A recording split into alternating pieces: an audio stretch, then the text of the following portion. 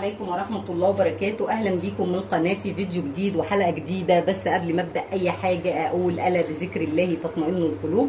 سبحان الله والحمد لله ولا إله إلا الله والله أكبر ولا حول ولا قوة إلا بالله العلي العظيم. اللهم صل وسلم وبارك على سيدي ونبي محمد عليه أفضل الصلاة والسلام. زي ما احنا شايفين الفيديو يتحدث عن نفسه. هنعمل النهاردة أكلة دمار.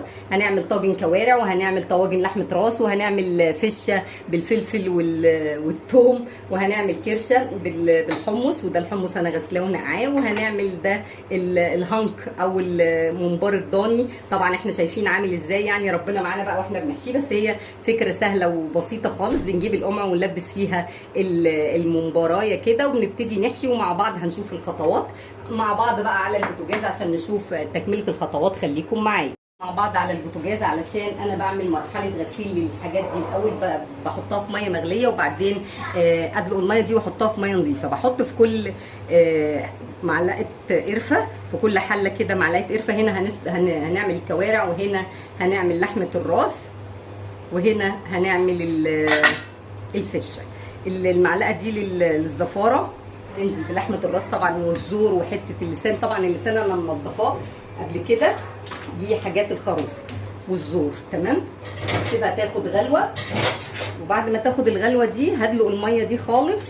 انا بس بوريكم مراحل التسويه عشان النظافه اهم حاجه. تاخد غلوه واحده، وبعد كده هنبتدي ان احنا ندلق الميه دي ونحط لها ميه نظيفه. تمام، هنا بقى الكوارع مع بعض. بسم الله الرحمن الرحيم. برضو نفس الطريقه، هي فله وكل حاجه، بس انا بحب ادي الخطوه دي قبل اي حاجه علشان الريحه ساعات بتبقى، يعني في حاجات بتبقى لها ريحه، فانا بصراحه ما بحبش الخطوه دي. خطوه ان انا احط ميه بقرفه واغليها وادلق الميه دي بتريحني نفسيا. وهناك الحله اللي هناك دي اما تغلي ان شاء الله هحط فيها الفشه. تمام، الفشه مش محتاجه ان انا اغير لها الميه لان هي ما فيهاش حاجه زفره يعني. تمام، دي الكوارع. اول ما تاخد غلوه هبتدي ان انا اغير لها الميه واحط بقى ميه نظيفه ببصل والتوابل وارجع اوريكم المرحله الثانيه. خليكم معايا. بصوا الكوارع اهي ابتدت انها تطلع الريمه بتاعتها. هنا بصوا دي لحمه الراس خلاص كده، انا مش عايزه اكتر من كده. بصوا كل الحاجات دي تترمي بقى، وهنبتدي نحط ميه نضيفه. برضه هتاخد نفس الغلوه، وهدلق ميتها واحطها تستوي في ميه نضيفه. وطبعا هحط معاكم بقيه الخطوات. تمام، زي ما احنا شايفين الكرشه متنضفه، بس الخطوه دي عشان لو فيها اي زفاره بتضيعها. تمام، هنغطي عليها شويه على ما تغلي. انزل بالفشه.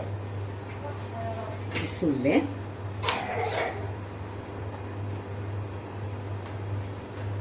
طبعا الفشه بتبقى عايمه على الوش لحد ما تبتدي ان هي تنزل نساء. بس والله هدلقها هي كمان برضو، واحط ميه نضيفه. انا عندي عقده بصراحه. وبعد كده زي ما احنا شايفين كده الميه غليت اهي. هنحط هنا الكرشه. بسم الله الرحمن الرحيم. ميه نضيفه بقى خالص كده، مفيش فيها اي حاجه. وهنحط في الميه الثانيه دي لحمه الراس. اتمنى ان شاء الله ان الكادر يكون كله واضح. هنحط هنا الفشه تاني. تمام، وطبعا بقى هنبتدي ان احنا نبهر زي ما احنا شايفين. هنحط بقى، وطبعا لسه ميه الكوارع ما غليتش. هنحط هنا بصلايه، وهنحط طماطمايه صغيره كده، وهنا برضو نفس الوضع، طماطمايه وبصلايه، وهنا بصلايه صغنونه كده، وشريحتين طماطم. زي ما احنا شايفين ميه الكوارع كده تعتبر خلاص غليت اهي. بسم الله الرحمن الرحيم اهي. تمام كده. هنزل بنوى البلح، وهنزل بقى بالبصل والحاجات بتاعتها، البصل والطماطم، وبعدين هنزل بالكوارع نفسها. بسم الله الرحمن الرحيم.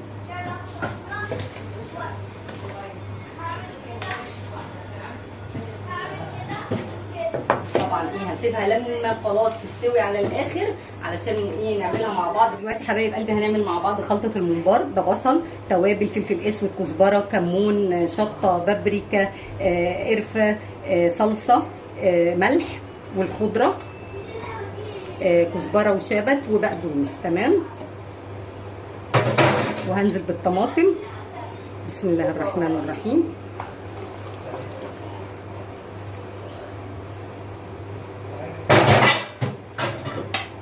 وهدي تقليبه كده. وطبعا حاطه زيت، لسه ما حطيتش الملح. هنزل بالطماطم كده بالرز مغسول، بصوا ما فيهوش نقطه ميه خالص. هحط حته توم حلوه كده. تمام. وحاطه على التوابل كزبره كمون فلفل. دي كده لحمه الراس استوت، وده الحمص، وده الفلفل، ودي الطماطم، وده بصل، وهنا الكرشه. هنعمل لها بصلايه وكيس الطماطم اهو بتاعها. تمام. وهنحط لها البهارات والحمص، وهنتابع مع بعض الخطوات واحده واحده. خليكم مع قلبي احنا مع بعض على البوتاجاز، علشان انا حطيت اللحمه اديها صدمه، وبعدين احط عليها بقى التوابل بتاعتها. فلفل اسود، كمون، بابريكا، قرفه، 7 توابل، حبهان على ورق راوله. اتمنى نكون واضحين في الكادر ان شاء الله. اللحمه هتاخد معايا لون، وبعد كده هنزل عليها بالبصل بتاعها اللي انا مقطعاه زي ما احنا شايفين مع بعض كده. بصل متقطع كبير، لو عندي بصل قوارمه كنت حطيت، بس انا بصراحه ما عنديش بصل قوارمه النهارده، هي بتبقى ألذ بالبصل القوارمه. تاخد معايا اللون كده، صدمه كده مع بعض. هي اللحمه تعتبر خلاص 3/4 سوا، وانا شلت العظم، كان يعني العظم اللي ظهر منها انا طلعته علشان ما حدش ياكل حاجه فيها عظم او اي حاجه تيجي تحت لسانه يعني. فانا نضفتها من العظم خالص بحيث ان احنا تبقى الحاجه متشفيه يعني. هنزل بقى بالبصل عشان انا عايزاهم ياخدوا من طعم بعض. البصل يدبل. تمام. واللحمه هتكون اخدت لون معاه زي ما احنا شايفين. بصوا اللحمه اخدت لون اهي، وانا عايزه البصل بتاعي يدبل. وهنا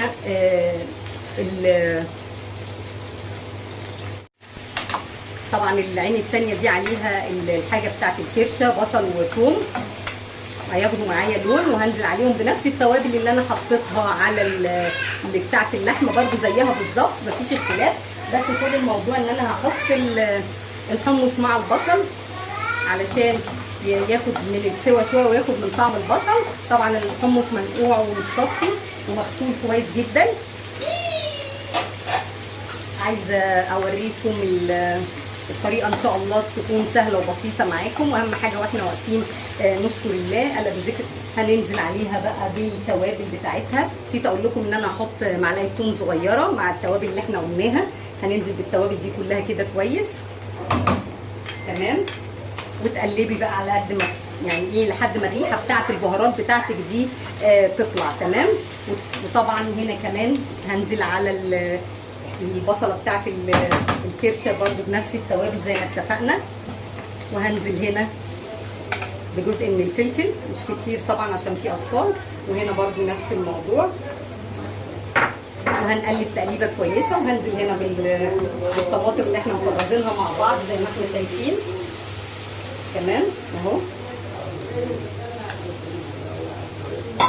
وبعدين هنزل بالطماطم، وكده تبقى لحمه الراس تعتبر خلاص معايا خلصت. تمام. اديها تقليبه بقى محترمه كده.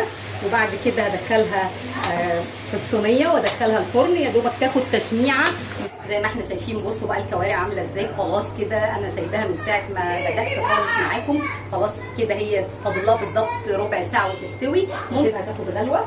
وهنا الصلصه بتاعت الكرشه زي ما احنا شايفين كده اهي. بصوا لونها جميل وتحفه.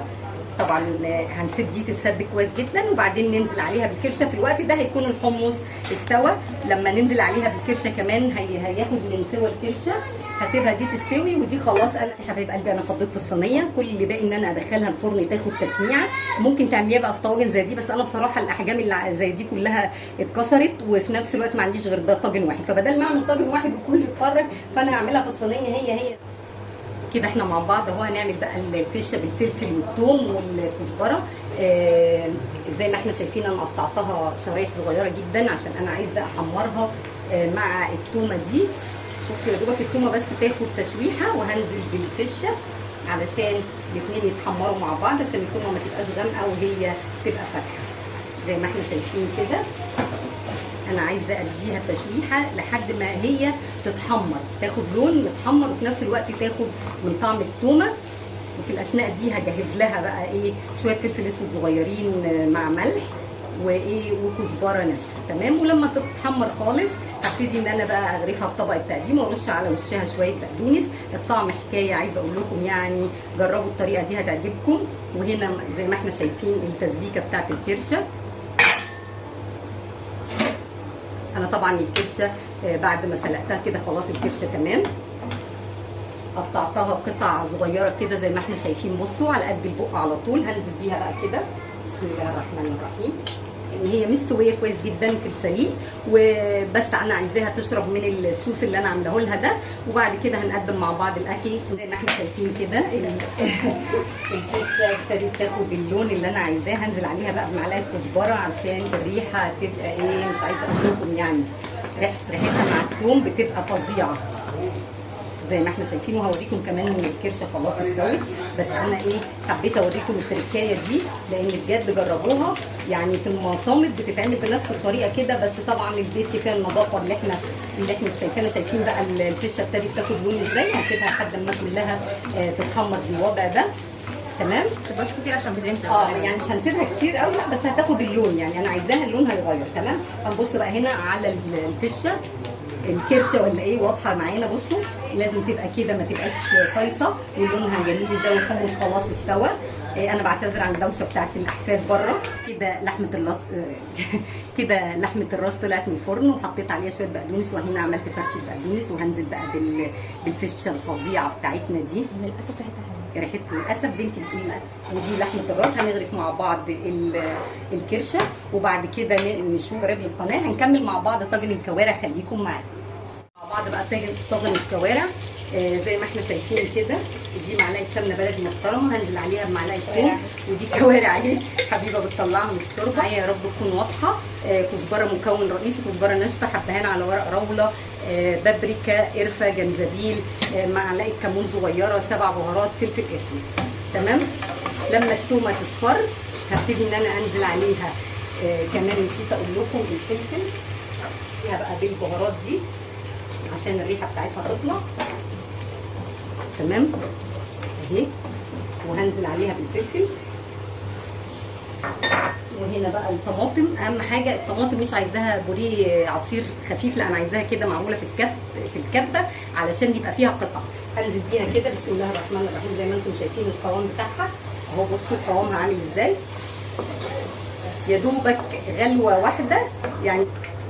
وان شاء الله الوصفه تنال استحسانكم، واتمنى ان القناه بتاعتي تكون بتقدم لكم محتوى مفيد ينال.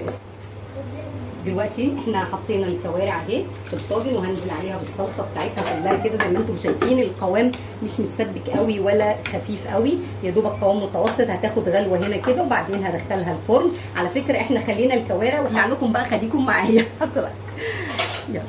دلوقتي هبدا بقى معاكم حشو الممبار. اهم حاجه الطريقه سهله جدا. احنا بنلبس الممبرايه للقمع وبنبتدي نحشي. بصي اهي الطريقه دي يعني مش تتحدث عن نفسها، يعني مش صعبه والله.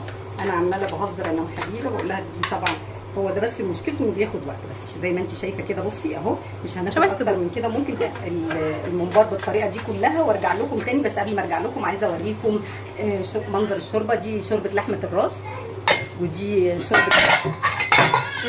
معلش، ودي شوربه الكوارع. بصوا ما شاء الله جميله ونظيفه ازاي.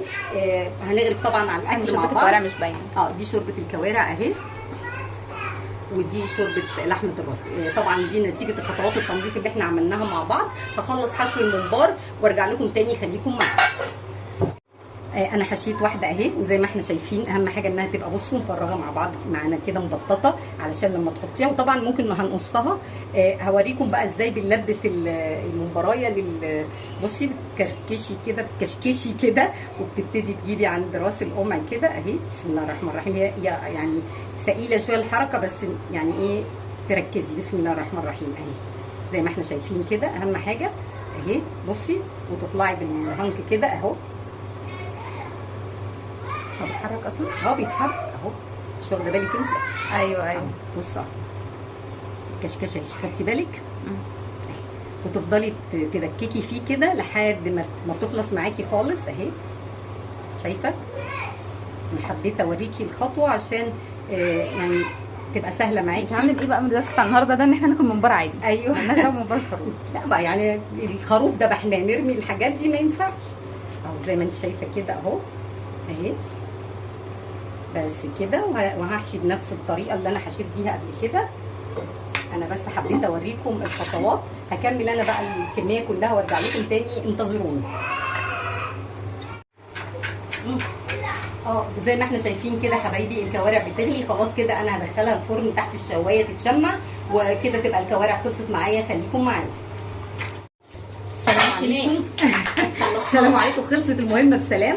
حبيبه ساعدتني. هننزل باهم حاجه الميه تكون بتغلي كده. حطيت فيها ملح وفلفل اسود وحبهان على ورق روله. مجرد ما بتحطيه هو بيلزق. الاكلات دي يعني من الاكلات اللي يعني اللي تعملوها كل سنه مره عشان ما احبش. دلوقتي حبايب قلبي الممبار كده استوى معايا بسم الله ما شاء الله زي ما احنا شايفين كده. وحطيت بقى زيت في الوقع على النار. الزيت طلع معايا دلوقتي حبايب قلبي. زي ما انتم شايفين دي الدرجه اللي انا عايزه الممبار يبقى عليها، اللون ده الذهبي الجميل ده. خلاص هطلع الطاسه كده واغرف الاكل النهائي. خليكم معايا. انا كده الطاجن الكوارع خلص اهو زي ما انتم شايفين. يعني الابداع كله بصراحه، لون وطعم وريحه عايزه اقول لكم جميل جدا. وده الممبار ودي شوربه الكوارع. ان شاء الله اتمنى ان الوصفه ككل تنال استحسانكم. ولايك وشير وسبسكرايب للقناه ودعوه منكم بظهر الغيب ليا ولكل مريض يتالم. سلام عليكم.